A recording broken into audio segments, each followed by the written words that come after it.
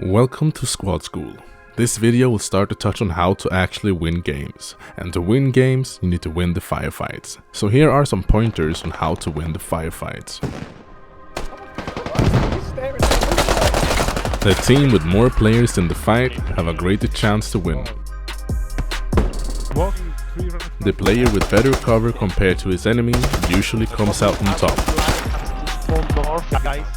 If you can see your enemy and they can't see you, you're in a great position to both kill your enemies, but also to gather information about what they're doing so you can adjust accordingly. The player that is more ready and prepared for when the fight happens usually stands the winner.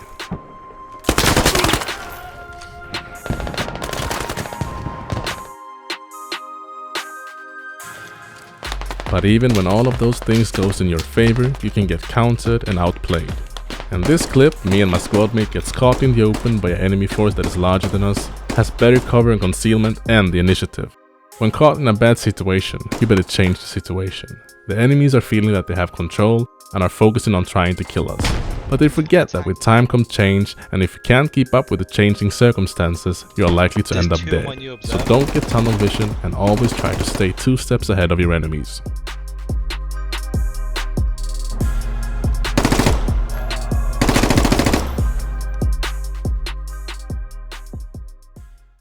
So how do we implement these things in a real game?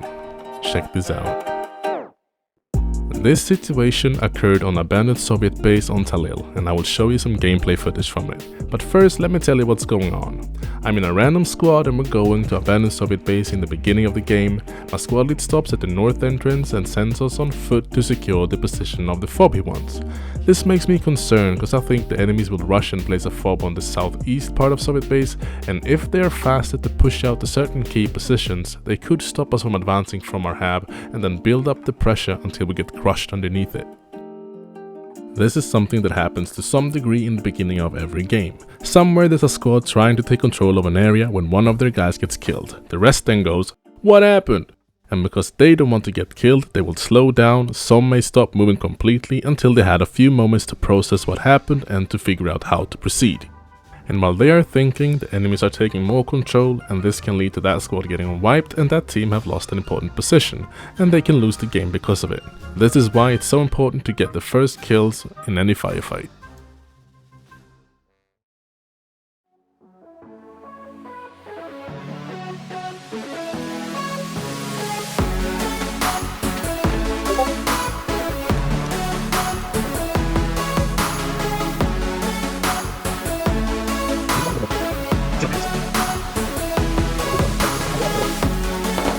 Enemies pushing from south.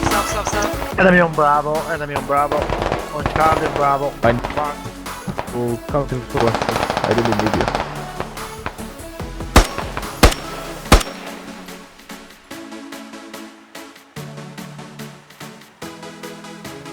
East hangar.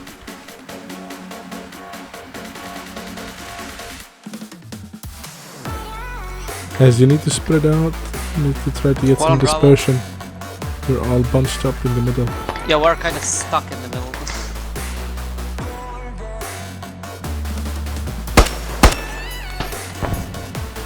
There's no going more. He's dead.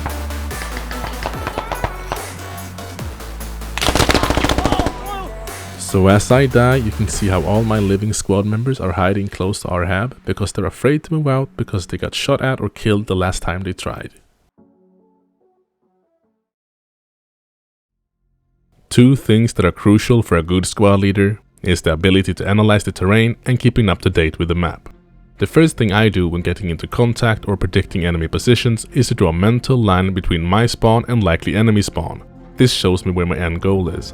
I then add a parallel line on each side, and this shows me the area where majority of players will be, aka the meat grinder or kill zone. I then look at features in the terrain that can impact how players move through the area, and I call that the flow of the terrain. For example, H2. My team is coming from the west side of H2 and the enemy knows it, so they are more likely to go around the east side of H2 to minimize their exposure towards us. This eastern wall can be used to outposition enemies using H2 as cover. It's also a threat to our spawn because of the murder holes they could use towards it and the fact that we don't know what's going on behind it. so we need to get someone over there. So after a quick analysis of the terrain and situation, I divide the battlefield into smaller areas. I then prioritize these areas from low to key, with key being the highest, and I rank these areas from weak to strong depending on how good I think they are to fight from. The priority of an area is judged by many factors. This area, for example, has a high priority, and that's because we need the ability to move east from our spawn to reach this area, which is a key position and a choke point. If we control this, we can start to pressure the enemy spawn and deny them the ability to freely move north. And as we talked about in the beginning of the video, mobility is a fundamental aspect to win. If we can minimize the enemy's mobility and therefore their options, we have given ourselves good chances to win.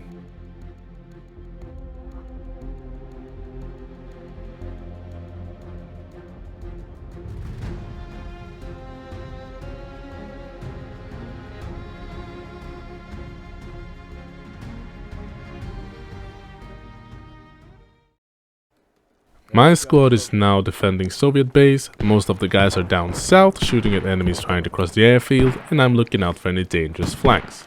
I see 3 red helmets popping up on the southwest corner of the map, so I know I have to get out on the west side ASAP.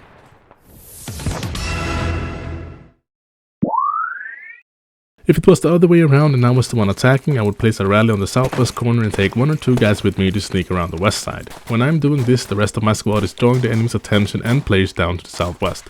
Now I can drop a new rally north side and my squad can start spawning there, and we can move around to find the enemy fob and destroy it before the enemies can come back. So I just want to say thanks for all the support I've gotten so far, and if you like this video then leave a like and a comment, that will help me reach out to more players, and if you want to see more of the Squad School series then subscribe. I do like making these videos, but they do take a lot of time, so it's nice to see them being appreciated. Now back to the video. So I ran out west, because like I said in the beginning, when in control you have to make sure you stay in control. Can I get FTL? They're moving around the west wall. That means we constantly need to make adjustments and take swift action when something occurs to stay ahead of any future problems. I have nothing to lose by going out west. If the enemy comes here and kills me, then we know that they're coming. If they don't flank, then I can continue down the west side and possibly wipe their rally. It's all about minimizing their mobility and with that their options.